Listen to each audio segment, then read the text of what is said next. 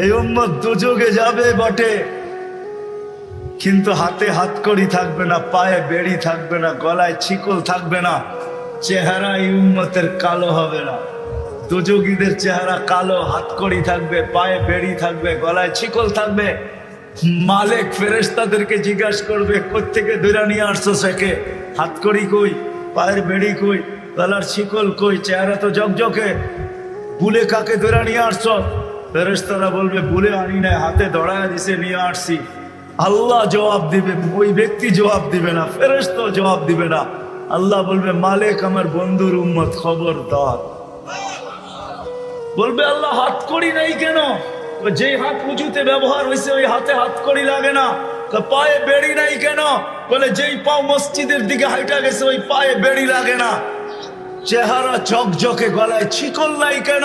বলে, যেই কপাল আমার কুদরতি পায়ে লাগছে ওই চেহারা কালো হয় না, ওই গলায় বেড়ি লাগে না। হাত পাও আর চেহারা ছাড়া বাকি শরীরে আগুন লাগায় দাও। মালিক আগুনকে হুকুম করবে, খুশি ধরো। আগুন আসবে, আল্লাহ দুযোগওয়ালাদেরকে, এই উম্মতের দুযোগওয়ালাদেরকে কলেমা স্মরণ করায় দিবে, আর জোরে জোরে কলেমা পড়বে। আগুন আসবে, ভাইগা যাবে, একবার, দুইবার, তিনবার। মালিক আগুনে লাঠি চার্জ করবে, আল্লাহ আগুনের মুখ খুলে দিবে, বলবে, লাইসালি সুলতান আলা মান ক্বালা লা ইলাহা ইল্লাল্লাহ মুহাম্মাদুর রাসূলুল্লাহ। এই কলেমা যে পড়ে তাকে ধরার ক্ষমতা আমার নাই, তুমি ধরো, আমি পারবো না। এই উম্মত এক নেকি দিয়া জান্নাতে যাবে। কয় নেকি দিয়া? বিশ্বাস হয় না? হয় কি? বুঝা না না বুঝা? শুনছেন কোনদিন? না না শুই না। দলিল আছে? চলেন দলিল দেই। এক ব্যক্তির কিয়ামতের দিন এক নেকি দরকার হবে পাশ করার জন্য। আল্লাহ বলবে, নিয়ে আয়। তো কিয়ামতের মাঠে ঘুরে আসবে, আপনজনরা কেউ দিবে না। যখন ফিরত আসবে নৈরাশ হইয়া, তো দূরের থেকে একজন ডাকবে, ওই এদিকে আয়। তো যে দেখবে, বলবে, তোর চেহারার এই অবস্থা কেন? বলছে, যাদের কাছে বললে কাজে লাগতো তাদের কাছে বলছি, কোনো কাজে লাগে না, তোমাকে তো চিনি না, কি কাজে লাগবে? বেউকুফ, কাজে লাগুক আর না লাগুক, তোর চেহারার অবস্থা তো দূর অবস্থা, কমসে কম ভিতরের ব্যথাটাও তো একটু কমবে। তো জিদের ঠেলায় বলবে, এক নেকি লাগবে, এক নেকি। তো বলবে, এক নেকি বুঝা দেখিস কিন্তু। হ, এক নেকি লাগবে, বেশি লাগবে না। রাগ হয়ে বলবে, বাবলো এক নেকি লাগবে, ডাকছে না, আরো রাগ হয়ে যাবে, এক নেকি লাগবো বেটা। তো জ্যাবেটতে বাইর করে বললো, এক নেকি। জানছে বাবা, এক নেকির লেগে চেহারার এই অবস্থা। তো খুশিতে আটখানা হয়ে দৌড়ে আল্লাহর কাছে যাবে। আল্লাহ জিজ্ঞেস করবে, এত খুশি কেন? নেকি নিয়ে আসছি। তোর এই মাঠে কে দিল? আপনি ভাবছেন আপনি একাই আছেন, আর কেউ নাই? তা আল্লাহ বলবে, যে দিছে ওরে ডেকে নিয়ে। তো যা দেখবে ওইখানেই দাঁড়ায় আছে, খুব আল্লাহ ডাকে, নেকিও দিলাম, বিপদও পড়লাম, তোরই দাঁড়ায় ছিলাম, ভালোই ছিলাম। তা আল্লাহ জিজ্ঞাসা করবে, কিরে নেকি দিলি কেন? তো ও বাপ নিবে। বাপ বোঝেন তো?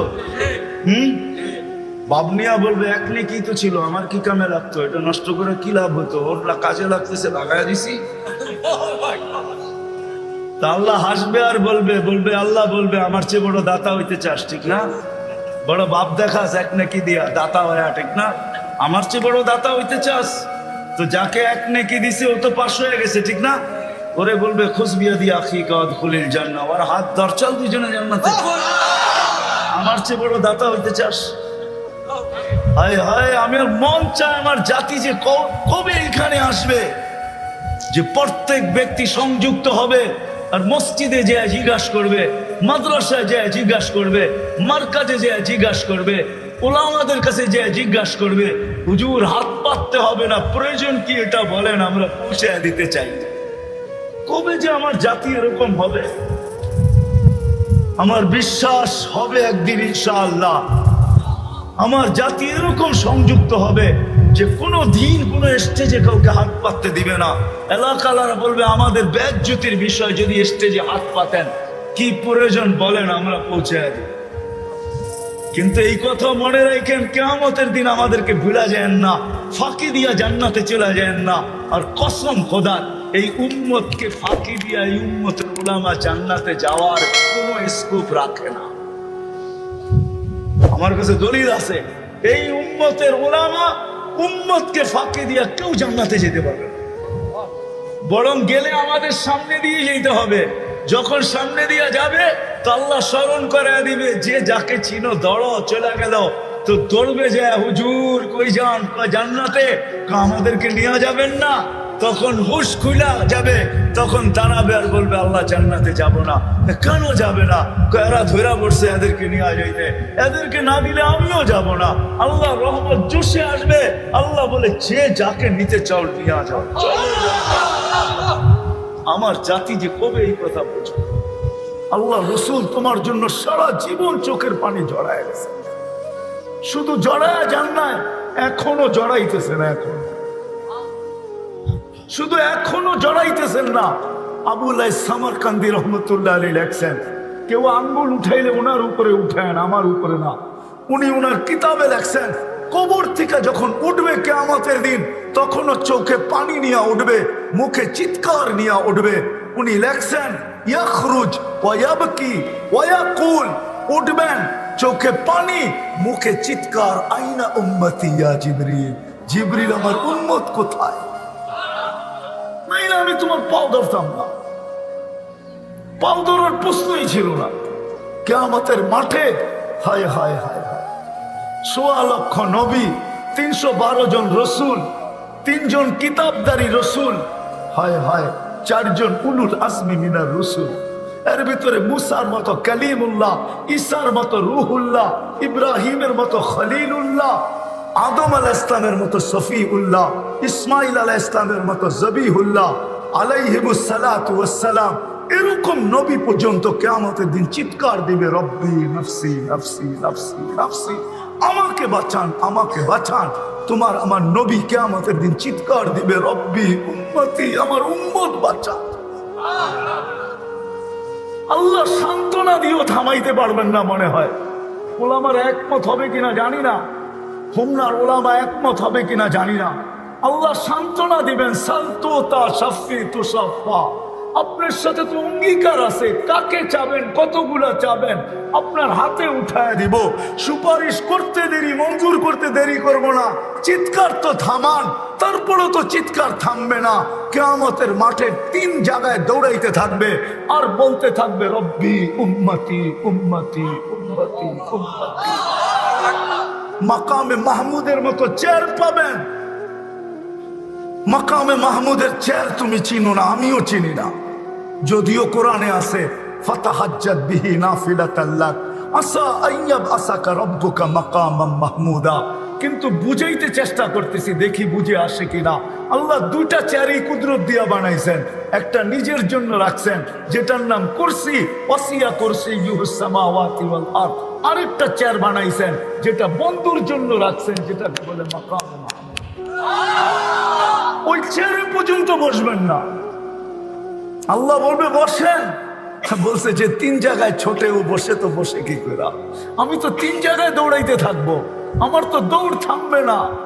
3 জায়গায় দৌড়াবো, হাউজে কাউসারে দৌড়াবো, পিপাসিত উম্মত আসতে দেরি, নিজের হাতে পান করাইতে দেরি করব না। আর আমি অঙ্গীকার দিয়ে আসছি দুনিয়ার থেকে, মাওঈদুকুমুল হাউজ, তোমাদের সাথে হাউজে কাউসারে দেখা হবে। দ্বিতীয়, আমি ছুটবো মিজানের কাছে। উম্মতের পাল্লা যদি না ঝোঁকে তো আপনার প্রতিশ্রুতিগুলা কাজে লাগাবো। আপনি প্রতিশ্রুতি দিছেন আমাকে, অঙ্গীকার দিছেন আমাকে, চাইলে নাকি দিবেন, সুপারিশ করলে নাকি কবুল করবেন, আমার চেহারায় নাকি ভাঁজ আসতে দিবেন না। লা ইউখসিকা ফি উম্মতিক, দুনিয়ায় বসায় আপনি আমাকে বইলা দিছেন, সাউফা ইউতিকা রব্বুকা ফাতারদা, আপনি আমাকে রাজি করে ছাড়বেন। বিধায় আমি মিজানের পাশে দাঁড়ায় থাকবো। পাল্লা যদি সামনে না ঝোঁকে, ওইখান থেকে চিৎকার দিতে শুরু করব, রব্বি উম্মতি উম্মতি উম্মতি। আর এরকম হবে না কেন জানি না, বুঝবেন কি বুঝবেন না, এরকম হবে না কেন? আল্লাহ তো এক আয়াতের ভিতরে ইঙ্গিত দিছেন, শুহাদা আলান নাস, ও উম্মতে মুহাম্মাদি, কিয়ামতের দিন আমি তোমাদেরকে আমার পক্ষে দাঁড় করাবো। শুহাদা আলান নাস, আমার পক্ষে দাঁড় করাবো। আল্লাহকে যদি আমি বলি, আল্লাহ আমাদেরকে তো নিজের পক্ষে নিয়ে নিলেন, আমাদের পক্ষে কে? আমাদের পক্ষে কে দাঁড়াবে? তো আল্লাহ বলে, ওয়ার রাসূলু শাহীদান আলাইকুম, আমি বন্ধুকে তোমাদের পক্ষে দাঁড় করায়। ওই যুবক, এই জন্য তোমার পায়ে ধরিয়া, নাইলে কোনোদিন ধরার দরকার ছিল না। 14 তারিখ দুনিয়ায় শেষ না, 14 তারিখ জান্নাতও আছে। দুনিয়ার 14 তারিখ বৎসরে একবার আসে, জান্নাতের 14 তারিখ পার ঘন্টায় কয়েকবার আসবে। দুনিয়ার 14 তারিখের ভিতরে 99.99 হইল সল আর চাতুরি।